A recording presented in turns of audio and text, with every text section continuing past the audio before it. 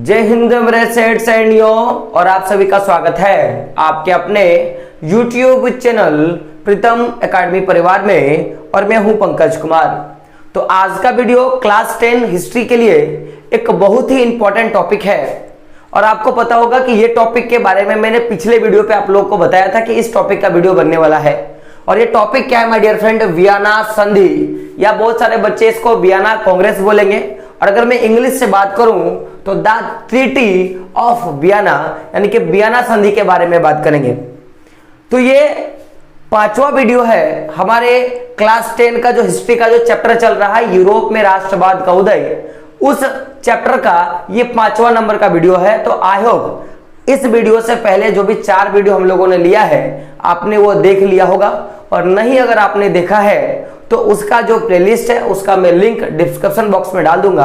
आप जरूर से जरूर देख लें ताकि वो टॉपिक भी आपको अच्छे से समझ में आ जाए। तो बात करते हैं ट्रीटी ऑफ वियना को। तो सबसे पहले हम लोग समझते हैं कि आखिर ये था क्या, क्यों हुआ, और अगर हुआ तो किन सारे बातों के कारण या किन सारे बातों के कारण संधि हुआ। तो जिन बातों के कारण ये संधि हुआ, क्या उनमें बदलाव हुआ कि नहीं हुआ, हम लोग इस पे बात करेंगे माय डियर फ्रेंड। तो सबसे पहले समझते हैं कि भाई आखिर ये जो ट्रीटी ऑफ वियना हुआ इसका कारण क्या है। तो सबसे पहले हम लोग कारण पे बात करते हैं। तो देखिए कारण क्या था। कारण पहला था रूढ़िवाद का विचार। कारण क्या था? पहला नंबर 1 का कारण क्या था? रूढ़िवाद का विचार। और दूसरा कारण क्या था कि नेपोलियन द्वारा जितने भी परिवर्तन किया गया, नेपोलियन द्वारा जितना भी परिवर्तन किया गया, जब नेपोलियन फ्रांस का राजा बना उसके बाद उसने जितने भी परिवर्तन किए, क्योंकि इसका हम लोगों ने एक वीडियो बनाया था कि नेपोलियन के द्वारा अपने शासित प्रदेश को बेहतर बनाने के लिए क्या क्या कदम उठाया गया। तो जो नेपोलियन के द्वारा जो परिवर्तन किया गया एक वो भी बहुत बड़ा कारण था। और ये 2 मेजर कारण था माय डियर फ्रेंड जिसके कारण वियना संधि हुआ। थोड़ा हम लोग इस पे बात कर लेते हैं। तो देखिएगा परिवर्तन किस टाइप का, तो हम लोग इस पे बात करते हैं, बाकी तो बीच में मैं बता दूंगा सारा का सारा। तो नेपोलियन ने सबसे पहले क्या किया कि जो ये जो राजशाही व्यवस्था है उसको हटा दिया, और हटाने के बाद खुद को ताकतवर बनाया। और दूसरा क्या किया, उसने फटाफट परिवर्तन लाना शुरू किया, यानी कि उसने खुद काम करके औद्योगिकरण को सबसे तेज बनाया और अपनी आर्थिक स्थिति को ठीक करना चाहा। लेकिन कभी कहा गया कि कुछ ऐसी चीजें होती हैं उसके 2 पहलू होती हैं, एक अच्छा और एक बुरा। तो नेपोलियन के पहलू से वो एक अच्छा पहलू था, और इतने अच्छे पहलू था कि फ्रांस के लोगों ने यह तक कहना शुरू कर दिया कि अगर हम अपने जिंदगी में सुधार कर सकते हैं या हमारे जिंदगी का एक उदय हो सकता है तो वो उसमें सबसे बड़ा हाथ किसका है? नेपोलियन का है। नेपोलियन को वो लोग भगवान मानना शुरू कर दिए थे। कारण क्या था? इनके द्वारा जितने भी परिवर्तन हुए। तो समाज में 2 तरह के लोग होते हैं। ऐसे लोग होते हैं माय डियर फ्रेंड जो आपके परिवर्तन से खुश होते हैं, और कुछ लोग ऐसे होते हैं जो आपके परिवर्तन से खुश नहीं होते हैं। तो जो लोग परिवर्तन से खुश नहीं थे उन्हीं के विचारों के कारण, यानी कि रूढ़िवादी विचारधारा के लोगों के कारण, और नेपोलियन के जो परिवर्तन था, ये 2 मेजर कारणों के कारण क्या हुआ? ट्रीटी ऑफ वियना हुआ माय डियर फ्रेंड। तो यहां पे मैंने एक बात बोला कि भाई रूढ़िवादी विचारधारा, तो आखिर ये लोग क्या होते हैं, हम लोग थोड़ा उस पे बात करते हैं, देन हम लोग पूरे के पूरे टॉपिक पे बात करेंगे। तो बात करते हैं कि रूढ़िवाद का विचार क्या है। तो समझिएगा, इनको बेसिकली हम लोग बोलते हैं ऐसे लोग जो पुराने ख्यालात के हो। कैसे हो? पुराने ख्यालात के हो। तो आप इस पे क्या देखोगे, अगर मैं पुराने ख्यालात के लोगों का मैं बात करूं जो आज आपके दादाजी होंगे या ऐसे कुछ होंगे, तो आज भी मेजर आप जब फोन यूज करते हो तो वो बोलेंगे फोन यूज नहीं करना चाहिए, इससे आंख खराब हो जाता है, फोन बेकार है, घटिया है। लेकिन वो आपको पता है कि फोन आपके लिए कितना लाभदायक और कितना आपके लिए क्या यूजफुल है। तो वो परिवर्तन नहीं चाहते हैं। वो यही बोलेंगे कि स्कूल जाओ, या जो भी कुछ चीजें जो पुराने जमाना में चलते थे उन्हीं को चलना अगर था तो उनके लिए वो बेटर था। तो उसी तरह जो रूढ़िवादी विचारधारा के लोग होते हैं उनको क्या लगता है कि जो भी राज्य और जो समाज कि जो भी स्थापित परंपराएं हैं, जो भी ट्रेडिशन चल रही है मार्केट में वो, और जो भी हम लोगों ने जो भी संस्थाएं बनाए हैं, जिस तरह की चीजों को हम लोग ने स्थापित किया, जैसे कि राजा होगा, राजा पादरी वर्ग होंगे, जिस तरह से कुलीन वर्ग होगा, तो जो भी समाज की जो भी संस्थाएं बनाई गई है और जो भी रीति रिवाज समाज में चल रहा है उन्हीं पर ये लोग क्या करते हैं? ज्यादा मात्रा में जोर देते हैं। मेरा बोलने का मतलब क्या है कि रूढ़िवादी विचारधारा के लोग राज्य और समाज की स्थापित जितने भी परंपराएं हैं, और उस समय फ्रांस की परंपरा क्या थी कि जो लोग गौर कीजिएगा, जो लोग पादरी वर्ग के थे वो लोग उच्च वर्ग के लोग होते हैं, उनकी बातें माननी चाहिए, वो लोग धार्मिक होते हैं। जबकि कुलीन वर्ग तो थोड़ा सा ज्यादा धार्मिक हुआ, यानी कि उनको सन्निकटता प्राप्त था राजा का। लेकिन जो तृतीय श्रेणी के लोग होते हैं, इनका काम था गुलामी करना और उनकी जीवजारी करना। ये उनका मानना था, किनका मानना था? तो जो लोग रूढ़िवादी विचारधारा के लोग थे माय डियर फ्रेंड। तो रूढ़िवादी विचारधाराओं का मानना क्या था कि राज और समाज के स्थापित परंपराएं, संस्थानों, जैसे अभी वो मैंने बोला पादरी वर्ग ये संस्थान है, चर्च ये संस्थान है, उनके रीति रिवाजों पर जोर दिया जाता था। अब जैसे भी बात करेंगे कैसा चीज, तो इनका मानना था कि राजतंत्र का बात किया जाए या जो चर्च की शक्तियों का बात किया जाए, ये जो समाज में उच्च नीच का जो भाव है हमारा, यही क्या है हमारे लिए अच्छा है। इन पर यह क्या करते थे, ज्यादा मात्रा में जोर दिया करते थे। और एक इनका दूसरा जो सबसे खराब सोच था मेरे लिए, वो क्या था कि ये तेजी से बदलाव नहीं करना चाहते थे। क्या ये तेजी से बदलाव नहीं करना चाहते थे? इनको लगता था कि भाई तेजी से बदलाव नहीं किया जाए, धीरे धीरे और क्रमिक क्या किया जाए, बदलाव किया जाए या विकास किया जाए, यही क्या होगा इनके लिए सही होगा। और इसी चीज की क्या देते थे, प्राथमिकता देते थे। अब ये क्रमिक विकास क्यों खराब है, मैं इस पर थोड़ा मैं बोलना चाहूंगा। अगर मान लो, अगर मैं रूढ़िवादी विचारधाराओं के लोगों के बारे में सोचूं, तो इनका बोलना क्या कि धीरे धीरे विकास किया जाए। जैसे सबसे पहले बैलगाड़ी आया, तो इनका बोलने का मतलब है कि बैलगाड़ी हमारे लिए ठीक है, क्योंकि हमारे सामाजिक परंपराएं और संस्थानों ने उनको माना है। अब इनका बोलना है कि पहले बैलगाड़ी को ठीक किया जाए, उसके बाद क्या लाओ, ट्रेन लाओ, या आप पहले ट्रेन को ठीक करो, उसके बाद आप क्या करो, एरोप्लेन लाओ, या एरोप्लेन को ठीक करो सबसे पहले, उसके बाद क्या करो, आप रॉकेट को लाओ। तो मेरा मानना गलत है। विकास जितना जल्दी होता है उतने फायदे आपको होती है। सोच के देखो कि जब हम लोग गुलाम थे उस समय अमेरिका विकास कर चुका था, तो अमेरिका का हालत कुछ और है और हमारा हालत कुछ है। तो विकास जितनी तेजी से होती है उतनी अच्छी होती है माय डियर फ्रेंड। तो रूढ़िवादी विचारधाराओं के लोगों की ये सारी प्राथमिकता थी कि हमें तेज बदलाव नहीं करना है, क्रमिक बदलाव करना है। तो आखिर इनकी जो मानसिकता थी कि भाई हमें क्रमिक बदलाव करना है, लगातार बदलाव नहीं करना है, इसका कहीं ना कहीं सबसे ज्यादा जो जोर था वो नेपोलियन के द्वारा जो भी परिवर्तन किया गया। क्योंकि नेपोलियन ने सारा काम क्या किया, तुरंत वाला किया। कैसा वाला किया, तुरंत वाला किया, जिसके कारण से इनको दिक्कत हुआ। तो मैंने क्या बोला कि समाज में दो तरह के लोग होते हैं, एक वे जिनको आपके काम से प्रॉब्लम होगा और एक वे होते हैं जो आपके काम को मानते हैं। तो नेपोलियन ने जितने भी परिवर्तन किए और जिस तरह का उन्होंने परिवर्तन किया, आधुनिकीकरण का युग लाया फ्रांस में, तो उससे एक बात तो तय था कि अगर जल्दी से बदलाव किया गया तभी हम क्या कर सकते हैं, विकास कर सकते हैं। और ये कहीं ना कहीं उस देश के जितने भी युवा वर्ग और जितने भी मध्यम वर्ग के लोग थे, जो भी शिक्षित वर्ग के लोग थे, उनको समझ में आ गया और वो नेपोलियन के बातों को मानना शुरू किए थे। लेकिन अभी हम लोग बात करते हैं कि ये तो दो कारण था जिसके कारण क्या हुआ, ट्रीटी ऑफ वियना हुआ। तो अब हम लोग बात करते हैं वियना संधि के बारे में, आखिर क्या कारण है उसके बारे में हम लोग बात करते हैं। और क्वेश्चन आता है रूढ़िवादी से आप क्या समझते हैं, आपका क्वेश्चन पूछा जाता है। तो अभी बात करते हैं वियना संधि पर। तो सबसे पहले समझिए, आपका क्वेश्चन होगा कि सर ये जो वियना संधि वो कब हुआ। तो वियना संधि कब हुआ था, 1815 में। कब हुआ था, 1815 में। और इसी समय क्या करता है नेपोलियन, वाटरलू के मैदान में हार जाता है। कहां पे, वाटरलू के मैदान में हार जाता है। आपको याद रखना है कि नेपोलियन की हार कब हुई थी, 1815 में वाटरलू के मैदान में हुआ था। और ये नेपोलियन का लाइफ का सबसे पहला और आखिरी हार था। क्या था, पहला और आखिरी हार था। मैंने क्या बोला, वाटरलू की मैदान में नेपोलियन हारा था। 1815 में नेपोलियन कब हारता है, 1815 में।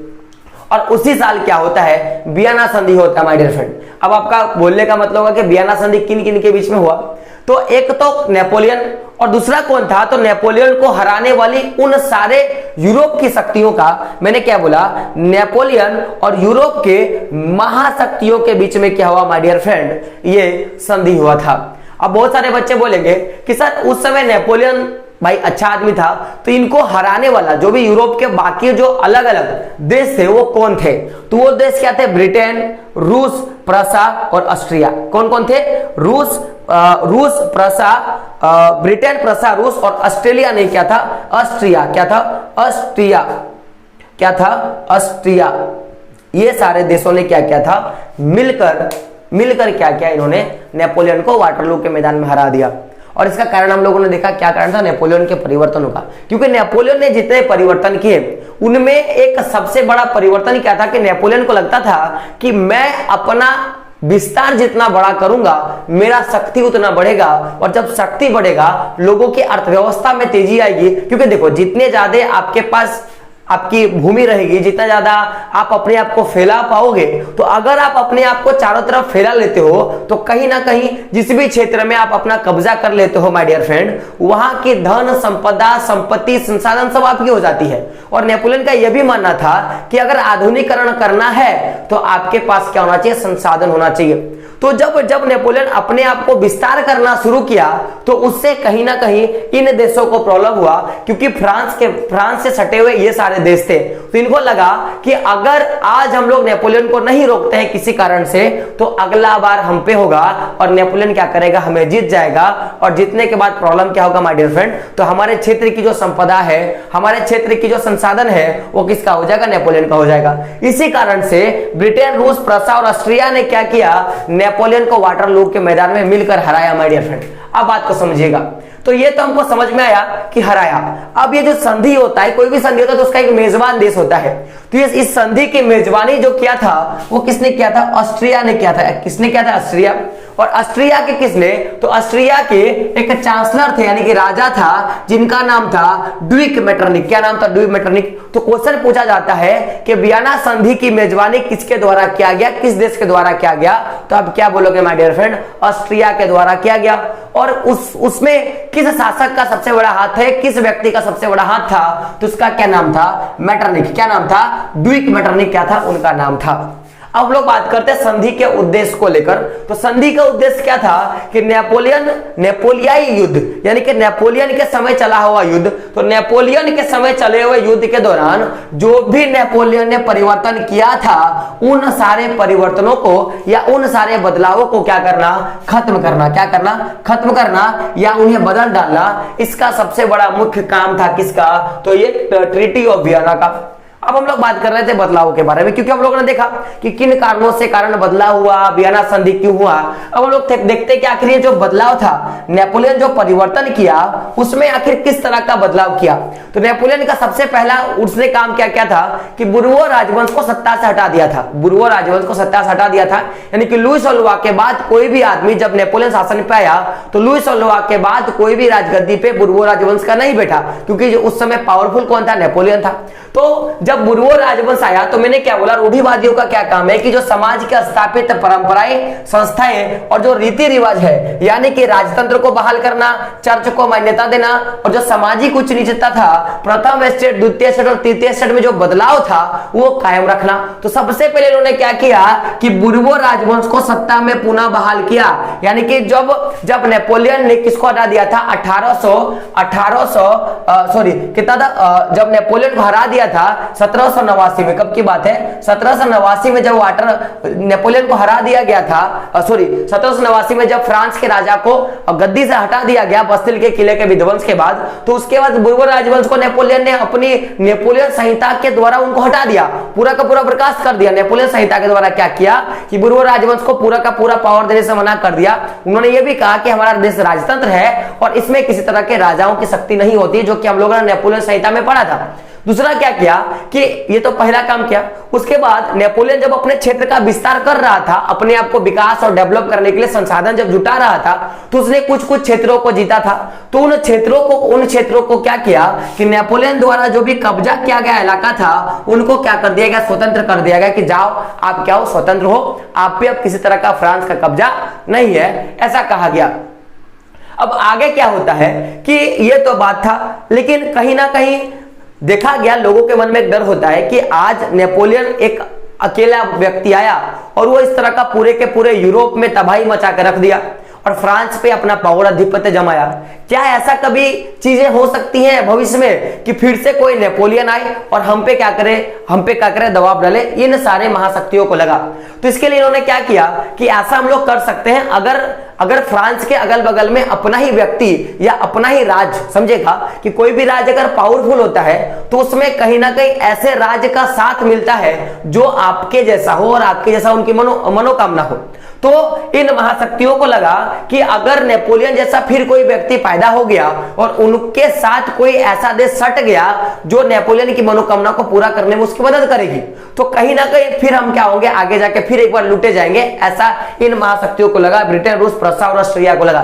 तो इन्होंने क्या किया कि जो भी फ्रांस के अगल बगल जो भी सीमाएं थे, उन सीमाओं पर क्या किया, कुछ नए राज्यों को कायम कर दिया गया, ताकि फ्रांस अपने आप को फिर से बड़ा ना कर सके और भविष्य में कोई नेपोलियन पैदा ना हो सके और नेपोलियन का सपोर्ट करने वाला देश कोई पैदा ना हो सके। तो आखिर ये जो मनोकामना था, मैंने उसके बारे में भी आपको बताया और उसके बारे में लिखने के लिए भी आता है कि क्या कारण था कि फ्रांस के बाद, यानी कि नेपोलियन के हार के बाद फ्रांस के समीप, फ्रांस के सीमाओं पर अलग अलग राज्यों को स्थापित किया गया। क्या कारण था? तो कारण क्या था कि भविष्य में फ्रांस अपना विस्तार ना कर सके, इसके कारण। अब आपका मन होगा कि सर आप ये बताइए कि आखिर कौन कौन नए नए राज्यों को स्थापित किया गया। तो सबसे पहले मैं आपको एक दिशा के साथ बताता हूं।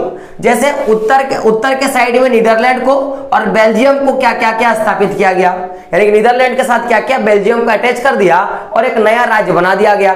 जैसे दक्षिण में क्या क्या गया, पिडमोंट को और जनेवा को जोड़कर एक राज्य बनाया गया। और उसी तरह पश्चिम में क्या क्या गया, प्रसा को, और प्रसा के साथ कुछ कुछ महत्वपूर्ण ऐसे इलाके थे फ्रांस का जिनमें बहुत ज्यादा संसाधन था, भारी मात्रा में संसाधन था, तो उनको क्या किया कि प्रसा के साथ मिलाकर पश्चिम में एक राज्य बना दिया गया।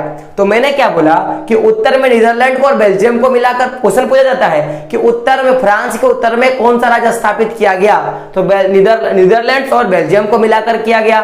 दक्षिण में पिडमोंट और जेनेवा को मिलाकर किया गया और पश्चिम में प्रसा और उसका कुछ जो महत्वपूर्ण इलाका था उसको दे दिया गया।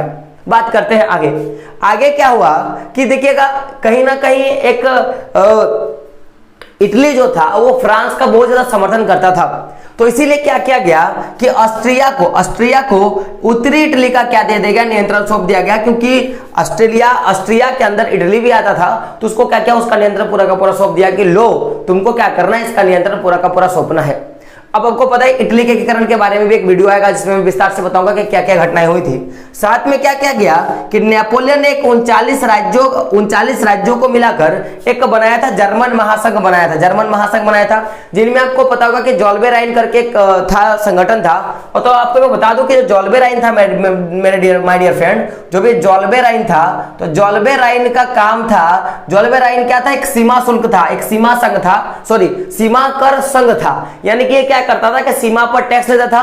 तो जो नेपोलियन के द्वारा जो 39 राज्यों का एक जर्मन महासंघ बनाया गया, तो उसमें क्या क्या किया था, जॉल्बे राइन लागू किया गया था। कि जॉल्बे राइन के द्वारा जितने भी, और कीजिएगा, जितने भी सारे चीजें थी उन पे क्या लगता था, एक समान का कर लगाया जाता था, जो कि सबसे अच्छा काम किया था नेपोलियन ने किया था। फिर उसके बाद क्या किया गया कि ये जो नेपोलियन के द्वारा जो 39 राज्यों का जो जर्मन महासंघ बनाया गया था, उसको तोड़ा नहीं बल्कि उसको बरकरार रखा गया, क्योंकि ये कहीं ना कहीं बहुत ज्यादा कारगर साबित हुआ, जिससे उद्योग धंधे क्या हो सके और एस्टेब्लिश हो सके और ज्यादा कह सके फल फूल सके। माय डियर फ्रेंड, आगे देख सकते हैं आगे क्या किया गया। हम लोगों ने बात किया था उत्तर दक्षिण पश्चिम का, बात हम लोग पूरब का करना भूल गए थे। तो पूरब में क्या क्या किया, रूस को पोलैंड का एक हिस्सा दे दिया, यानी पोलैंड का जो कुछ भाग था वो कहीं ना कहीं जीत लिया था, तो उस पोलैंड के कुछ भाग को रूस के साथ मिला दिया। और साथ में क्या किया, प्रसा जो है, प्रसा को सैक्सनी का कुछ हिस्सा क्या क्या कर दिया गया, प्रदान कर दिया गया। तो क्वेश्चन पूछा जाता है कि भाई क्या क्या बदलाव किया गया वियना संधि के बाद। तो ये सारे बदलाव किया गया। पहला बदलाव बुर्बो राजवंश को सत्ता में बहाल किया गया, नेपोलियन के कब्जा जितने भी राज्य थे उनको स्वतंत्र कर दिया गया, फ्रांस की सीमाओं पर कुछ राज्यों को स्थापित किया गया ताकि फ्रांस अपना विस्तार ना कर सके। किन किन राज्यों को स्थापित किया उनके बारे में आप यहाँ पे देख सकते हो। इटली का नियंत्रण किसको सौंपा गया था, ऑस्ट्रिया को सौंपा गया था। नेपोलियन का जो 39 राज्यों का एक संघ था जिसको क्या बोलते थे, जॉल्बे राइन, जिसमें एक सीमा शुल्क संघ था, ये इसको पूरा का पूरा क्या बोलते थे, जर्मन महासंघ। पूछा जाता है नेपोलियन के द्वारा जो 39 राज्यों का एक संघ था उसे क्या कहा जाता था, तो जर्मन महासंघ कहा गया। या जर्मन महासंघ में कितने राज्य थे, तो 39 राज्य थे। और इनमें कर व्यवस्था था जिनको क्या बोलते थे, जॉल्बे राइन, जो कर लेने की व्यवस्था थी उनको क्या बोलते थे, जॉल्बे राइन। अब इसके बाद की घटनाएं होती मैं उन पर थोड़ा मैं प्रकाश डालना चाहता हूं। तो मैंने चूंकि बोला कि कुछ लोगों को पता है कि नेपोलियन जो काम कर रहा है वो सही है और कुछ लोगों को पता है कि ये काम गलत है।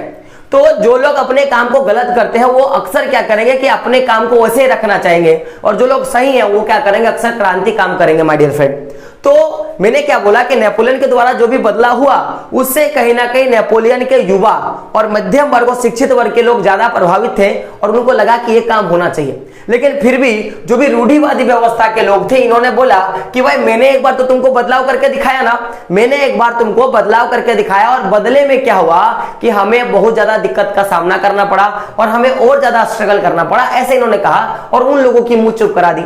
लेकिन जो गलत है तो आखिर वो गलत है। तो उसके बाद क्या किया गया, लोगों के द्वारा बहुत ज्यादा बदलाव किया गया और उन बदलावों के कारण अखबार का बात कर लो या टीवी पे बात कर लो या मीडिया पे बात कर लो, एक सेंसरशिप कानून लागू कर दिया। क्या कर दिया गया, सेंसरशिप कानून लागू कर दिया गया। और सेंसरशिप कानून लागू करने का मेन मकसद क्या था कि कभी भी कोई भी मीडिया, चाहे वो अखबार हो, टेलीविजन हो, न्यूज़पेपर हो या समाचार हो, वो कभी भी क्या करेगा कि ये जो बुर्बो राजवंश जो सत्ता पे बहाल हुआ है, जो रूढ़िवादी विचारधारा है, उसको खुलकर प्रमोशन नहीं कर सकता, प्रमोट नहीं कर सकता, जिसके कारण क्या किया, सेंसरशिप कानून लगाया गया। तो पूछा जाता है सेंसरशिप कानून क्या था, तो आप क्या बोलोगे, अखबार या आप बोलोगे टेलीविजन या टीवी पर पाबंद था। जब वो कब लगाया गया, 1815 के वियना संधि के बाद लगाया गया। तो ये पूरी की पूरी घटना थी जो ट्रीटी ऑफ वियना पे डिपेंड था। तो मैंने पूरा का पूरा विस्तारित रूप से आपको बताया जितना आपको जानकारी चाहिए था। बाकी आप जानो कि आपको कैसे पढ़ना है, क्योंकि मैं अक्सर बोलता हूं कि एक प्रयास और एक छोटा सा बदलाव क्या कर सकता है, आपको कभी भी कुछ भी करा सकता है, आप चेंज हो सकते हो खुद पे। क्योंकि अक्सर कहा गया है ना कि एक छोटी सी घटनाएं ही आपको बड़ी से बड़ी कामों करने में क्या करती है, मदद करती है, हेल्पफुल करती है। तो वो छोटी घटनाएं क्या है, वो छोटी काम क्या है, ये आपको जानना पड़ेगा। क्योंकि कहा गया है कि अगर सूरज की तरह तपना है, गौर कीजिएगा, अगर सूरज की तरह तपना है तो सूरज की तरह जलना भी सीखना पड़ेगा और सूरज की तरह रोज उगना भी सीखना पड़ेगा। जलने और उगने से मतलब समझिएगा ध्यान से कि अगर आपको सूरज जैसा चमकना है, एक इतिहास में आपको नाम करना है, तो जलने का अर्थ होता है आपको संघर्ष करना पड़ेगा और उठने का अर्थ होता है कि डेली संघर्ष करना पड़ेगा, प्रतिदिन आपको संघर्ष करना पड़ेगा। क्योंकि कहा गया है कि जो जितना तपेगा वो उतना महंगा बिकेगा। गौर कीजिएगा, जो जितना तपेगा वो उतना ज्यादा क्या करेगा, महंगा बिकेगा। क्योंकि बोला गया कि जो कम तपता है ना माय डियर फ्रेंड, जो कम तपता है उसकी क्वालिटी उतनी कम है। इसीलिए मैंने पहले भी वीडियो में कहा है कि सोना, गौर कीजिएगा, मैंने क्या बोला कि कोयला और हीरा में बस इतना अंतर है कि कोयला थोड़ा कम तपता है जबकि हीरा जो है बहुत ज्यादा तपता है। तो जो जितना तपेगा वो उतना क्या होगा, महंगा बिकेगा। गौर कीजिएगा, जो जितना तपेगा वो उतना क्या होगा, महंगा बिकेगा। तो आप पे डिपेंड करता है कि आपको कितना तपिश की जरूरत है और आपको कितना तपना है। क्योंकि देखो, कोयला बनोगे तो आप सस्ते में बिक जाओगे, आप बहुत ज्यादा स्ट्रगल करोगे, बहुत ज्यादा तपोगे तो आप हीरे बनोगे। और कहा गया है ना कि यार एक पूरे अगर कोयले की खान की बात किया जाए तो बहुत लाखों टन कोयले मिलते हैं, लेकिन अगर एक हीरे की बात किया जाए तो पता नहीं कि कौन से खान में आपको हीरा मिलेगा कि नहीं भी मिलेगा। तो हीरा बनो माय डियर फ्रेंड, कोयला बनने की उम्मीद नहीं करना, नहीं तो संसार आपको क्या करेगी, जल्दी से जल्दी क्या करेगी, कोयला बन के बेच देगी। तो आपका काम है तपना, आपका काम है सहना, क्योंकि तपने वाले ही क्या होते हैं, महंगे बिकते हैं माय डियर फ्रेंड। तो मिलते हैं अगला टॉपिक पे, जो टॉपिक आपका रहेगा क्लास 10 के एक नेक्स्ट लेवल पे हम लोग बात करेंगे। तो दोस्तों वीडियो कैसा लगा कमेंट बॉक्स में बताना है, साथ में चैनल पे नए हो तो कहना चैनल को सब्सक्राइब करना है और जो भी इंपॉर्टेंट एमसीक्यू आपके क्लास के हो रहे हैं वो भी क्या करना है, आपको साथ साथ में देखना है। तो दोस्तों जय हिंद, जय भारत और आपका दिन शुभ हो।